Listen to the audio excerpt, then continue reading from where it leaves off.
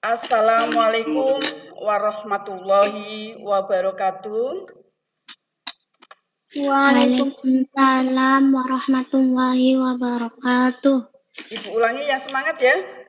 Assalamualaikum warahmatullahi wabarakatuh. Waalaikumsalam warahmatullahi wabarakatuh. Selamat pagi anak-anak. Pagi. Luar biasa. Kita awali pembelajaran pada pagi hari ini dengan berdoa bersama-sama yang akan dipimpin oleh Fionalia. Silakan Fionalia untuk memimpin doa agar pelaksanaan pembelajaran pada pagi hari ini berjalan dengan lancar.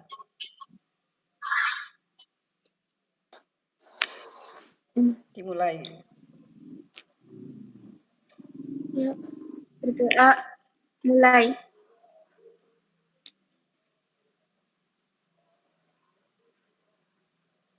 Ya, selesai.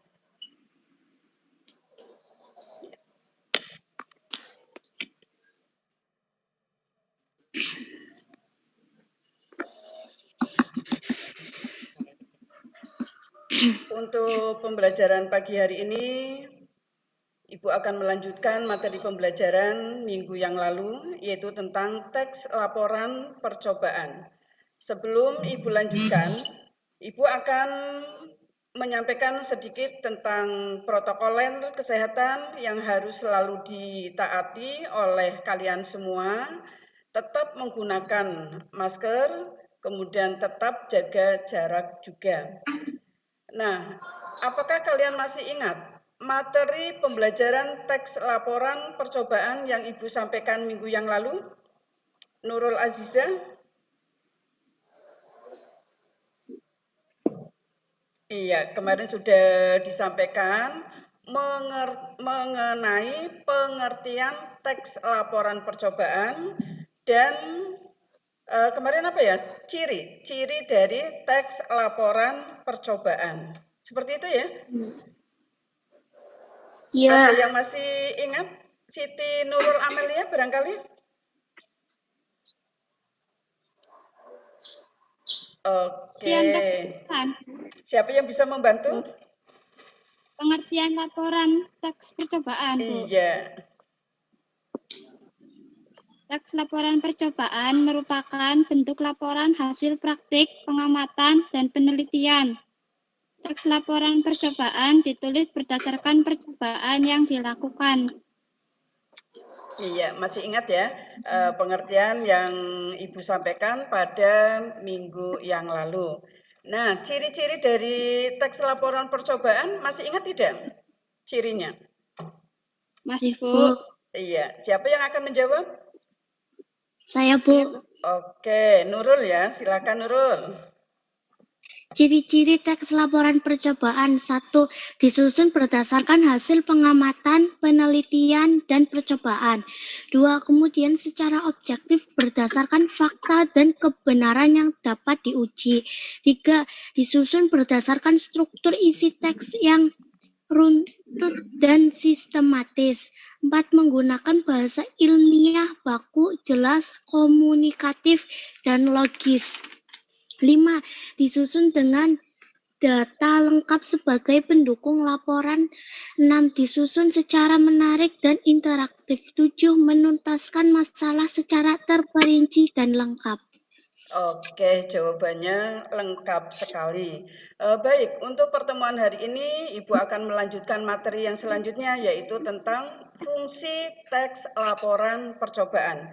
Kalian bisa melihat PowerPoint yang Ibu tayangkan di sini? Kelihatan semua? Bisa ya, dilihat ya? Oke.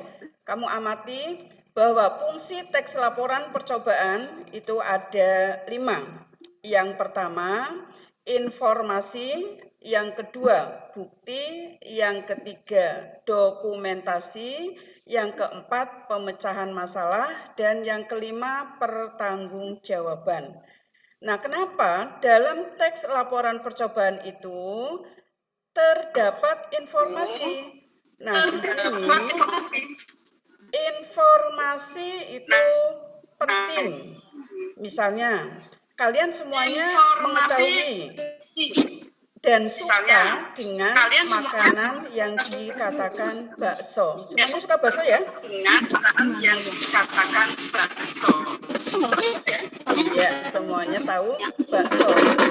Nah, dalam bakso itu ada yang menyampaikan bahwa bakso itu terdapat formalin atau yang dikatakan pengawet mayat. Nah, kita buktikan apakah yang kalian dengar itu benar atau tidak. Nah, ini perlu dibuktikan kebenarannya dengan mengamati atau mencari data-data yang akan didokumentasikan. Setelah kita mengetahui buktinya dan didokumentasikan, maka kita mencari pemecahan masalahnya. Pemecahan masalah ini perlu kita cari apakah betul bahwa bakso itu mengandung borak atau formalin. Kira-kira kalau kalian mendengar formalin, kira-kira was-was atau tidak kira-kira? Iya, tentunya was-was atau khawatir. Jadi ternyata setelah diadakan pengamatan, di sini terbukti bahwa bakso itu tidak semuanya mengandung pengawet atau formalin atau yang disebut dengan borak. Nah, kemudian di sini dipertanggungjawabkan siapa yang menyebarkan isu tersebut.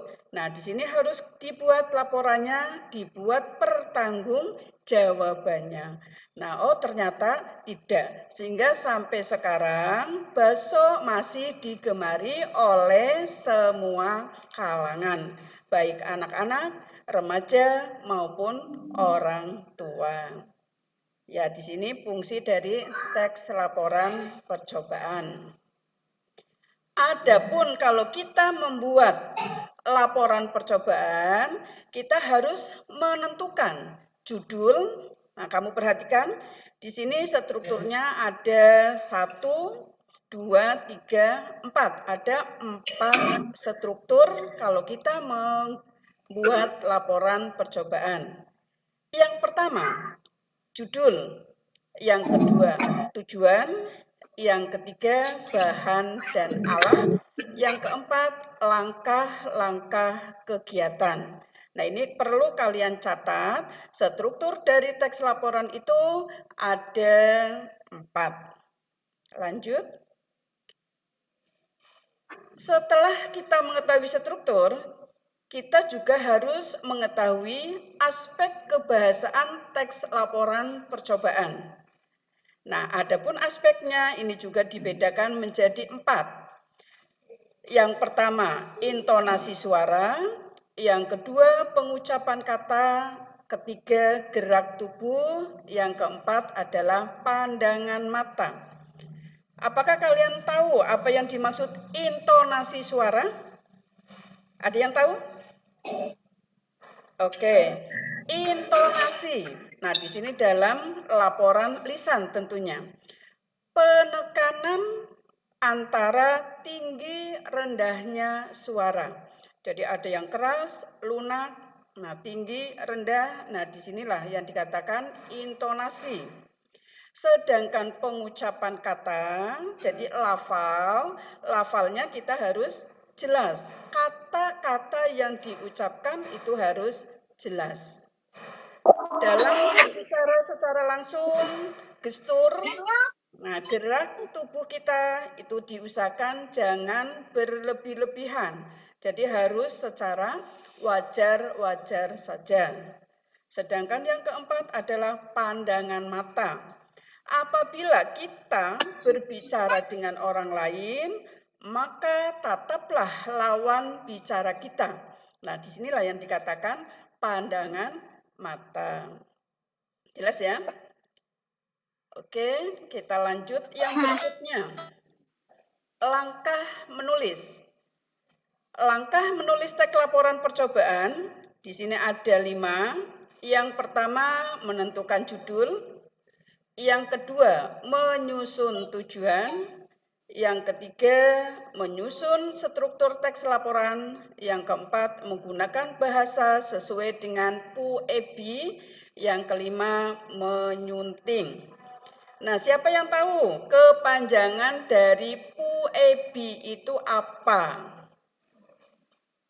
Siapa yang akan menjawab? Baru mendengar? Oke. PUEBI, Pedoman Umum Ejaan Bahasa Indonesia. Kalau dulu terkenal dengan istilah lain yaitu EYD, Ejaan yang disempurnakan. Sekarang istilahnya adalah berubah menjadi PUEBI. Nurul ingat apa itu PUEBI tadi?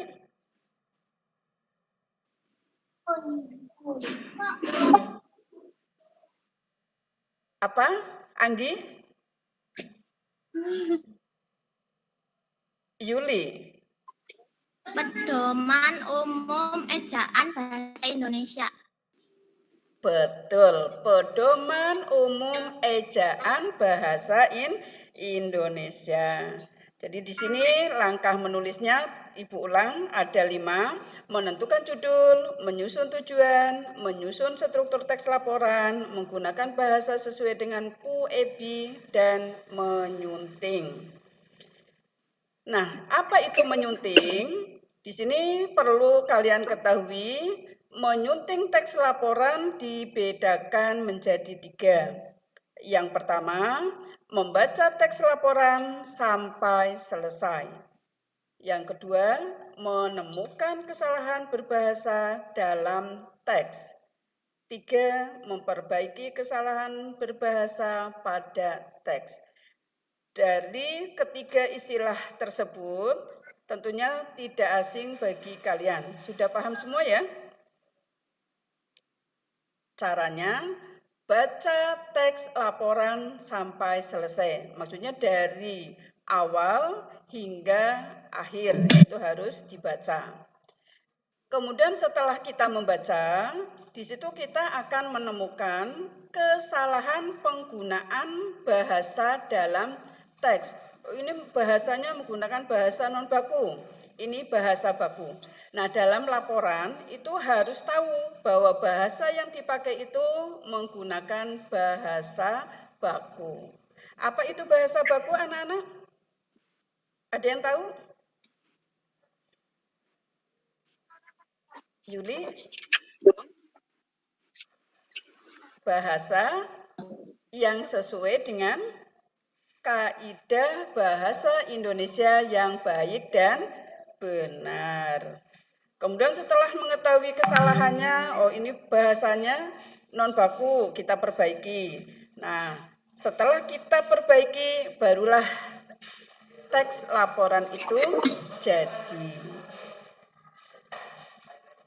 Ya. Kira-kira untuk materi yang Ibu sampaikan tadi sudah jelas apa belum ya? Jelas? Oke, kalau sudah jelas, Ibu akan memberikan contoh teks laporan percobaan. Kalian bisa mengamati yang ada di layar ini. Sudah melihat semua ya? Contoh teks laporan percobaan, cara membuat telur asin. Sesuai dengan penghasilan Kabupaten Brebes, yaitu telur asin, dengan tujuan bahwa telur asin merupakan telur yang terbuat dari bebek yang mengalami proses pengasinan terlebih dahulu. Telur asin memiliki banyak vitamin dan gizi, sehingga mengkonsumsinya bermanfaat bagi tubuh. Membuat telur asin dengan cara tradisional sebenarnya sangat mudah karena bahan dan alatnya menggunakan bahan sederhana. Nah, sekarang kalian perhatikan. Pada layar yang tertera di sini, tadi ada alat dan bahan. Nah, alat dan bahan yang digunakan untuk membuat telur asin. Terbaca tidak dari situ? Terbaca? Iya, oke, terbaca.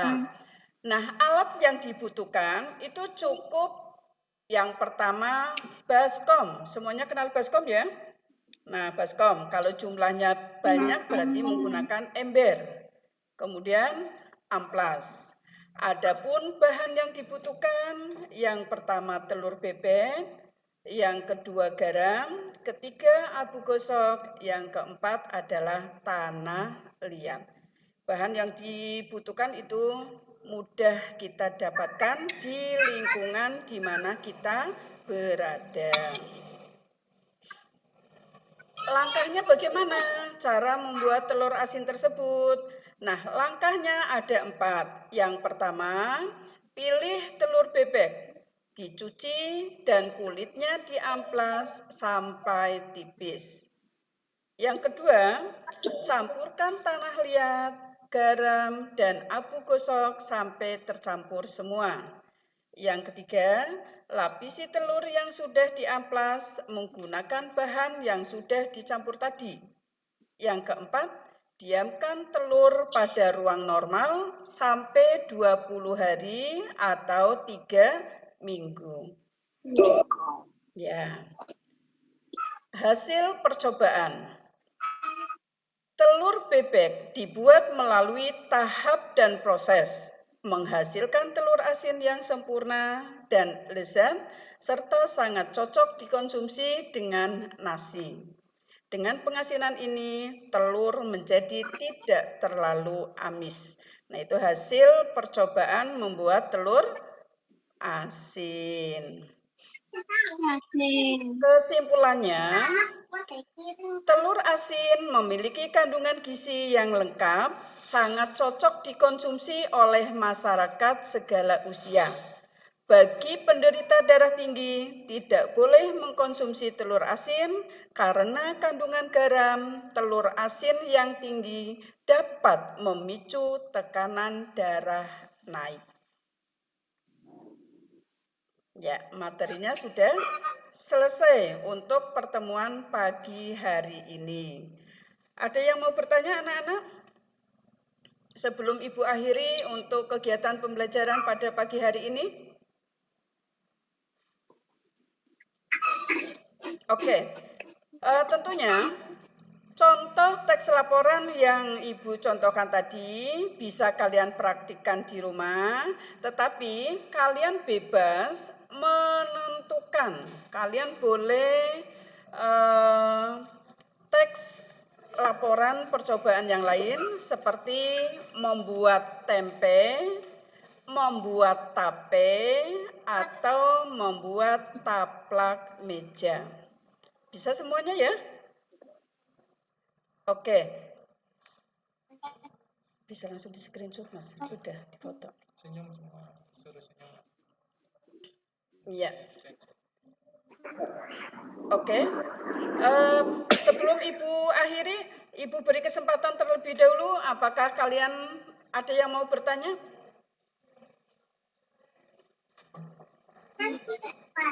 Tidak ada?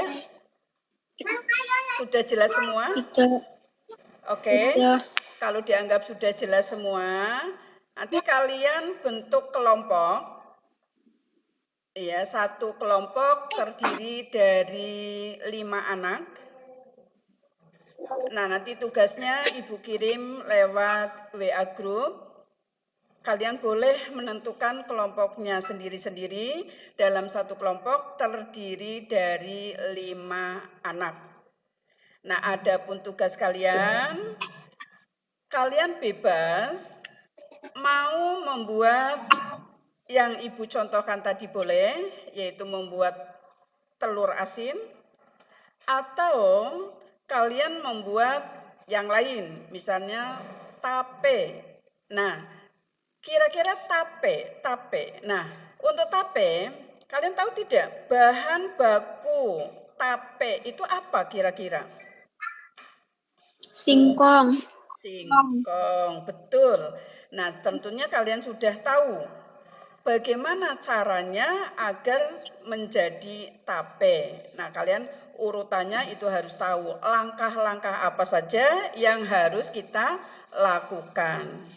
Kemudian tempe adalah makanan kita sehari-hari. Nah, ada yang tahu bagaimana proses pembuatan tempenya? Bahan bakunya apa kira-kira anak-anak? Kedelai. Dari kedelai. Nah, prosesnya bagaimana? Langkah-langkah apa yang harus kita lakukan? Nah, semuanya sudah tahu. Kemudian boleh kalian mencoba yaitu yang lain. Jadi tidak harus yang Ibu sebutkan tadi. Paham ya anak-anak?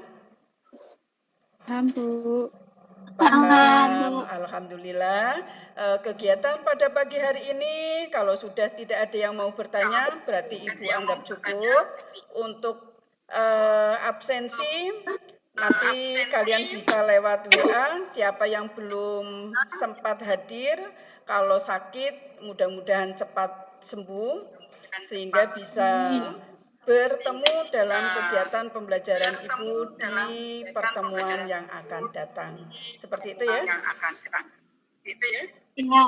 Oke, kalau tidak ada yang bertanya, maka Ibu akhiri pertemuan pada pagi hari ini dengan bacaan Alhamdulillah. Semoga kita tetap dalam lindungan Allah Subhanahu wa Ta'ala, tetap sehat, terhindar dari virus corona yang sangat ditakuti oleh kita semua.